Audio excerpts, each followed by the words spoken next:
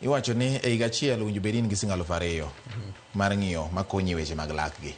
Idhi ng'inigo ka bende en kare, koseng'iye to inyise ni ma koro dwaro mana luoka, tiluoko nigo kata ma to koro owinjo bed ni ipudho. Inyalo pudhe. Ma bende dwaro ni koro kobedo ni kwang'iye to neno ka en gi bugo moro, waole kuoyo moko mondo obed refilled, mondo donj ni koro ok obed gi problem. Ma joma thoth samoro penjo ni ka 2,000 e higa to ma en ot kaka wawacho ni household ni, bende en gima nyalo bedo ni nyalo konyo household kokete SHA kaka 2,000 e higa kuom ranyisi. Daktari midhi neno mondo onyisi gima chandi biro dwaro ni mondo mi ogol pesa moro matin. Kidhi kacha bende koka wach mar thieth. Ma en penjo mosebedo. Akeka un bende useromo gi gima chal kod ma ile manyien mar SHA ni. En mani pod wanyien e SHA ni, lakini ka pacha to 2,000 e higa tin.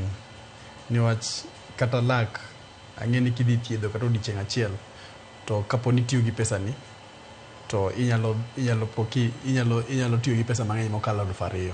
To ma ting'eno miyo kaka household, manyiso ni en ot mangima, ng'ato kata nyathi moro ne tuo otiyo godo, ng'ama miyo kamano. Koro anyalo wacho ni otin, en mani koro gikete kaka insurance cover. To apart from that, kata mana king'iyo NHIF, ne nitie ng'ikruok. Wan deal gi primary health care, 2,000 ni apano kete primary health fund, ya? Ma ndalo machon cha NHIF tiyo gi gimiluongo ni capitation. Capitation ni nochako maber. Nochako gi 720 mano ng'ato ka ng'ato e ot imiyo osiptal. Koro osiptal ema koro ni gin gima ndet mar thiedhi, to dweche 3 korumo tichaki medi kamano. Koro ikuongi miyi pesa kapoki thietho.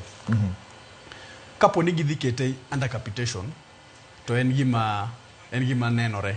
Lakini kapo ni en gima fee for service to apani odhi bedo matek, niwach seche ma koro ng'isi ni en fee for service ni to in idwa thiedho jatuo, koro ikia kata ni idhi thiedhe maromo nade, manyiso ni jotuo dhi medo pesa gi mondo eka giyud thieth.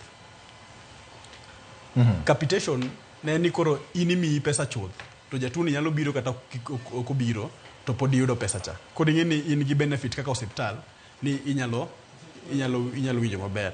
Mani ora.